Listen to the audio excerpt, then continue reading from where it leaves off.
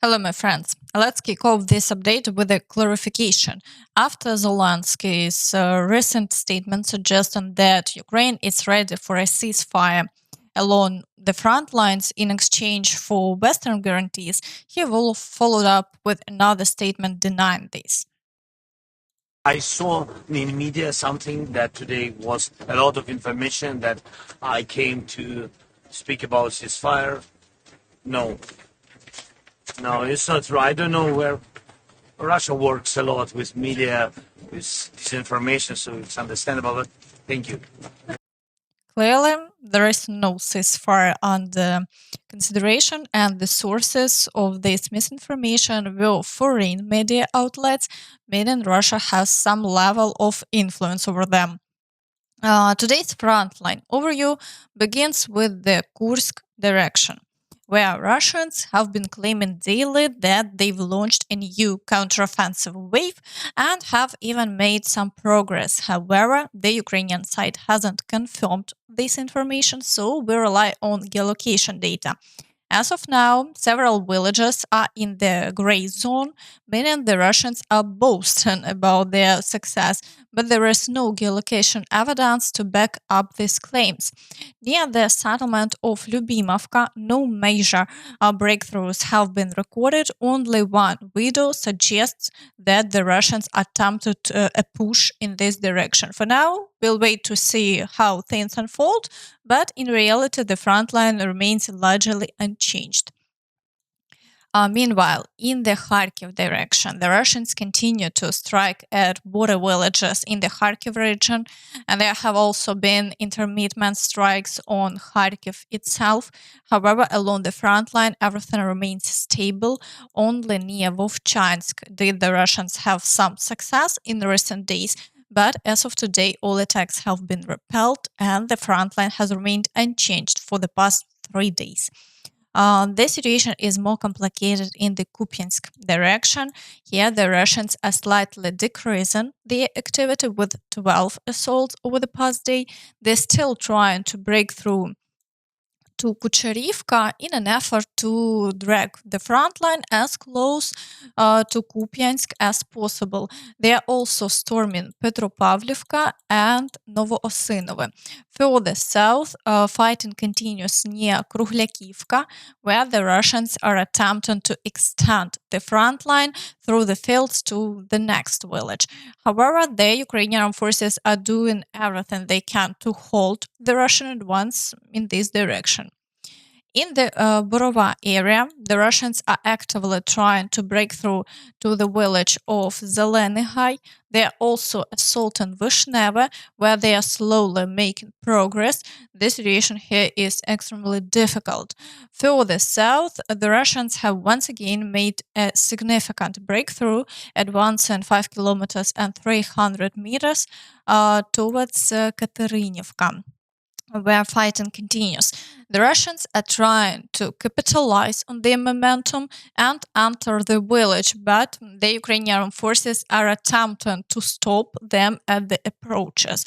Overall, Russian activity in this area remains high. In the Kreminna direction, assaults are currently being observed near Nevske and Toretsk. Otherwise, the situation remains unchanged, though the Ukrainian forces haven't retreated behind the water barrier and still control other villages. In the Siversk direction, the situation has stabilized. After advancing in Verkhnyo-Kamensk, the Russians have begun regrouping, pulling in new reserves. No significant activity has been observed, and the front line remains unchanged over the past day. In the Chasiv Yar direction, the Russians continue their push into Minkivka and are assaulting Chasiv Yar. Further south, they are attacking Bila Hora and the village of Alexandro Shultine. They are attempting to break through with large forces to these areas and establish a foothold, but so far no changes have been recorded along the front line in the past day. In the Toretsk direction, the Russians continue their advance across a wide front, pushing further into Toretsk itself.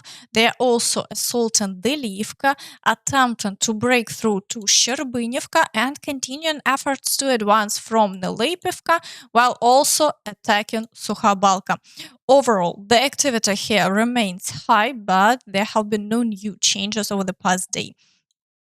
In the Pokrovsk direction, the Russians persist in storming Myrolyubivka with ongoing battles for Chasiv Yar and Lysivka. Reports continue to come in that the Russians have managed to establish a foothold in Lysivka, though the fighting is ongoing and they have yet to fully capture the village. Ukrainian forces on the ground describe the situation as follows. The Russians managed to enter the secure the first houses on the eastern outskirts of the settlement. Attacks towards the village of Shevchenko have temporarily ceased, but this doesn't mean that the push for future encirclement of Pokrovsk has stalled. The Russians are simply regrouping and pulling in reserves for further assaults. Meanwhile, fighting for Solidovo continues. Though the situation is difficult, Ukrainian forces have successfully repelled all assaults, and the Russians have seen no new successes. Further south, the activity is very high, with assaults near Tsukurine, Novoselidivka, Yernik, and also Kurakhivka. However, despite this, the front line remains unchanged over the past day. In the Kurakhove direction, fighting continues in the area around Gostre and further south, with ongoing assaults on Katerinivka and Antonivka. However, over the past day, there have been no changes along the front line.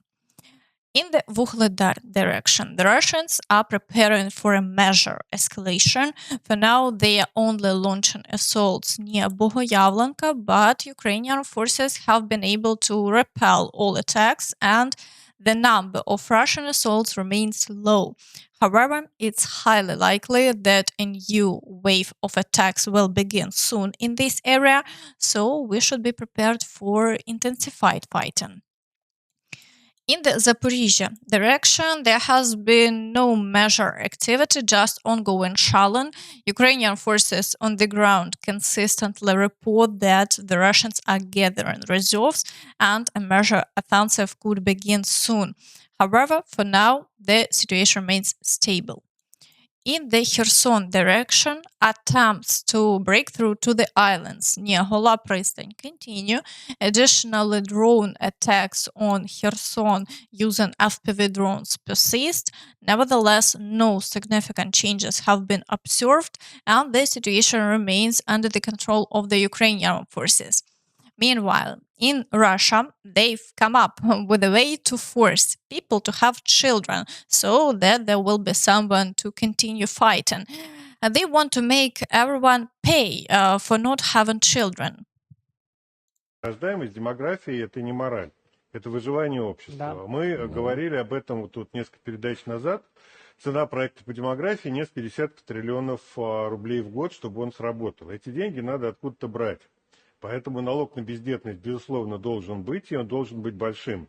Сколько процентов? Ну, смотрите, в данном случае проценты зависят от дохода, а абсолютные цифры с бездетной семьи 30-40 тысяч рублей, то есть деньги на содержание дополнительного ребенка в чужой семье. Во-вторых, я бы не стал выводить из-под вот этих не алиментов, а налог на бездетность, да. Медицинские соображения. То есть не надо, опять же, делить медицину и финансы, да, вернее, их надо... То есть вы хотите по медицине тоже? Вне зависимости от того, да, вне зависимости от причины, по которой человек является бездетным, семья бездетная, она должна платить. Причина это отдельно. И в-третьих, третья история, это то, что однодетные семьи тоже должны платить, потому что нормальная семья – это двухдетная семья. Если у вас в семье один ребенок, значит, налог на вот эту, на неполную детность, да, он тоже должен быть, только в уменьшенном размере. The absurdity continues. And this was said by an economist. He seems to forget that the average salary in Russia is 30,000 rubles. Yet he suggests paying 30, 40,000 for not having children. How such clones get high ranking positions is beyond comprehension. And that's all from me.